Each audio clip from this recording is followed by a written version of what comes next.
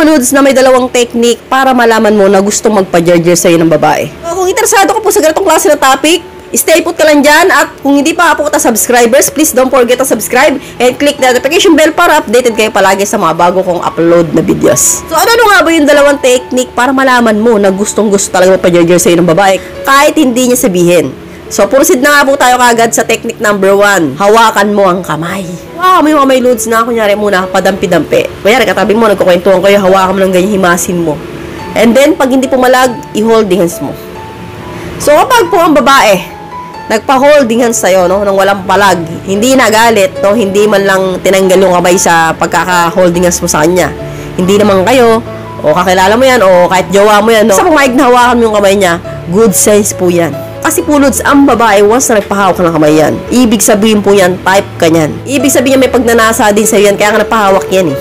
So, ibig sabihin, gusto niya magpa-jarger sa'yo. Hindi niya lang masabi. So, yan po yung body language ng isang babae na gusto niya ang isang lalaki na maka-jargeran. So, sasabihin niyo naman sa akin, Lods, ma'am, masyado naman judgmental yan, porque nagpahawak ka lang ng kamay, gusto na magpa-jarger. So, masyado naman yata po kayo. So, babae ako, Lods, alam ko po yan. At nakikita ko rin, Lods, sa mga kaibigan ko. Once na nahawakan po yung kamay nila, once na napahawak sila ng kamay, nagja-jarger sila ng lalaki. Alam ko, hindi naman siguro lahat, Lods, pero karamihan, no, napapa-jarger talaga kapag nagpahawak ka ng kamay. So, yan po ay isang signs na talagang babae, type na type ka. Talagang gusto niya may pag-jargeran sa'yo. Proceed na po tayo sa technique number 2. Nagpapakandong, no? Try yung, Lods, na kausap niyo ang isang babae and then sabihin mo sa kanya, dito ka naman, kandong kita. Puka dito sa hita ko. Kapag ang babae, mupupo dyan, matik yan, Lods, 100%.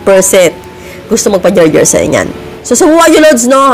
Yayain nyo yung babae na kunwari jowa mo, o kaya kaibigan mo, o kaya crush mo, kahit, kaya nasa isang private na lugar kayo, tahimik, nagkukwentuhan kayo, and then sabi mo sa kanya, kalungin naman kita, kandong ka dito.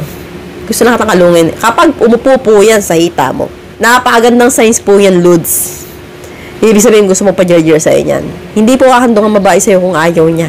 So, syempre, kapag kinandong mo siya, no, mararamdaman niya yung tigas ng imbutido mo. Yun po, magkakaroon po kami ng kiliti feelings, kilig sensation na talaga nga namang mararamdaman namin yung pagkalalaki mo. And then, meron sa kaibuturan namin na talagang gusto namin ma-jarger ka.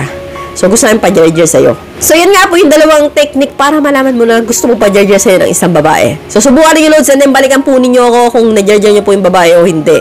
So, hanggang dito na lang po tayo, mga Lods. I hope you learned something new in this video. More videos to come. So, stay connected and see you again to my next video. God bless. Bye-bye!